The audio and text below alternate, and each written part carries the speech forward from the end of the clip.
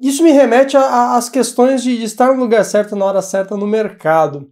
Esse foi um exemplo em que eu estava no lugar certo, porém do lado errado do trading. Quando eu operava na mesa gringa, no mercado internacional, Nasdaq, tinha um cara que ele era uma lenda, um trader que toda a rede global de traders dessa mesa conheciam ele, e a gente nem sabia ao certo se ele era verdadeiro. E ali me veio a primeira impressão de que, cara, eu fui avisado de que eu poderia ter comprado isso antes do papel explodir desse jeito. E além disso, acho que um dos pontos mais importantes é que bons trades, eles não são frutos de um acontecimento específico. A grana que você ganha no trade, na verdade, é quando você descobre um processo, uma sequência de procedimentos.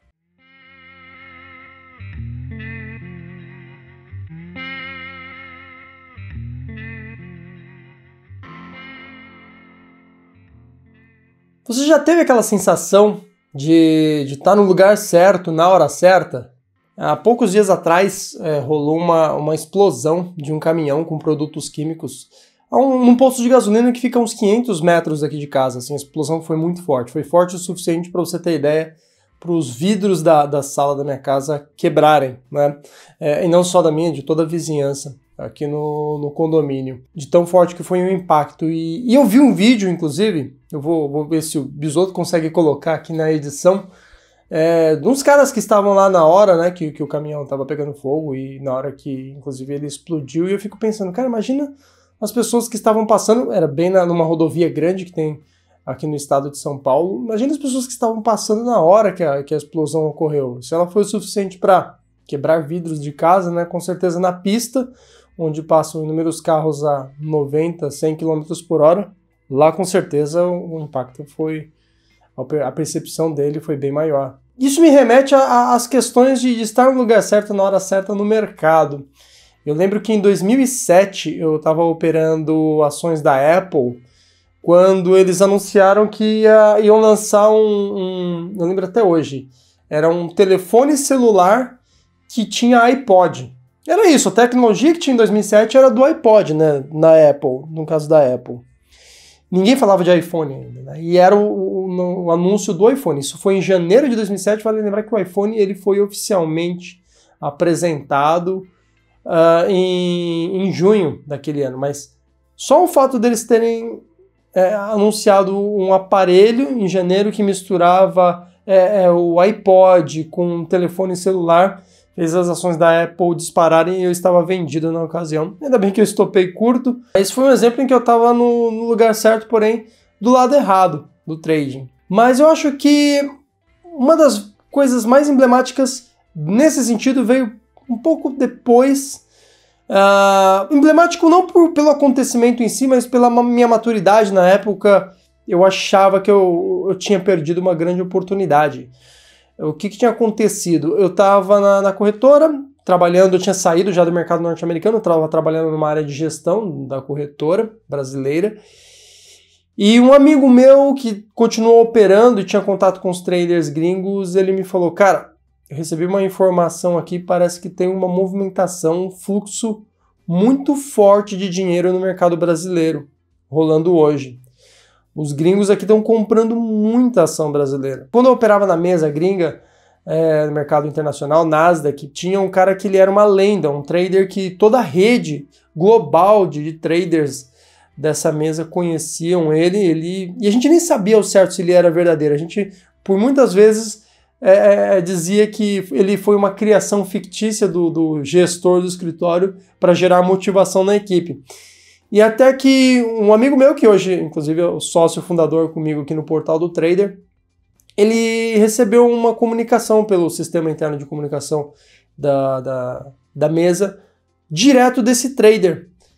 E ele perguntando, vocês operam no Brasil, né? Vocês são brasileiros? Ele falou, nós somos brasileiros. Ele conversando, obviamente, em inglês, porque o trader é canadense, no caso.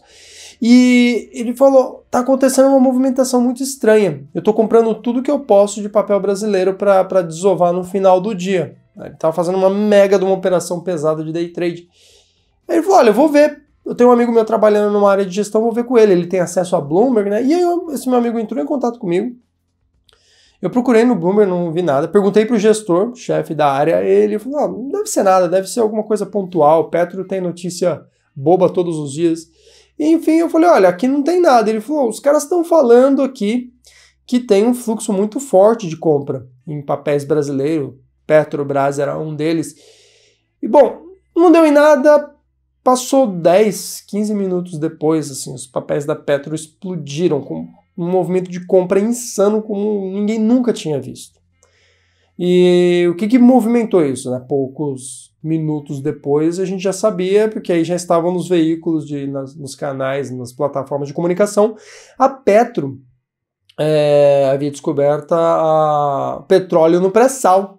Né? E isso trouxe na época um grande burburinho. Inclusive as pessoas nem sabiam ainda como iam extrair petróleo dali, se o petróleo era viável ou não, mas a primeira impressão que se teve é que, nossa, tipo, encontramos ouro, muito ouro na nossa terra, e de fato né? Petróleo é algo bem caro. E eu lembro do papel subindo insanamente, as pessoas desesperadas, querendo comprar e clientes ligando na mesa de operações. E ali me veio a primeira impressão de que, cara, eu fui avisado de que eu poderia ter comprado isso antes do papel explodir desse jeito. Você já se sentiu frustrado por não aproveitar uma operação ou uma oportunidade que você se sentia na obrigação de ter aproveitado, como se você tivesse a faca e o queijo na mão, recebido uma grande oportunidade e você não aproveitou por qualquer motivo que seja? Já se sentiu esse tipo de frustração?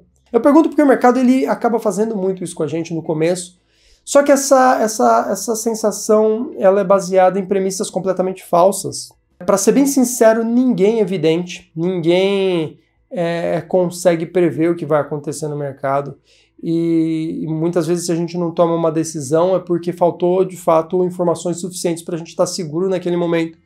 E hoje eu estou plenamente tranquilo que se eu não faço algo desse tipo, é porque eu de fato não tinha as ferramentas para tomar aquela determinada decisão. Só que naquela época eu era muito novo, então eu achava que eu tinha a impressão que eu tive a chance de comprar Petro muito barato, e eu fracassei, eu falhei, eu vacilei, né?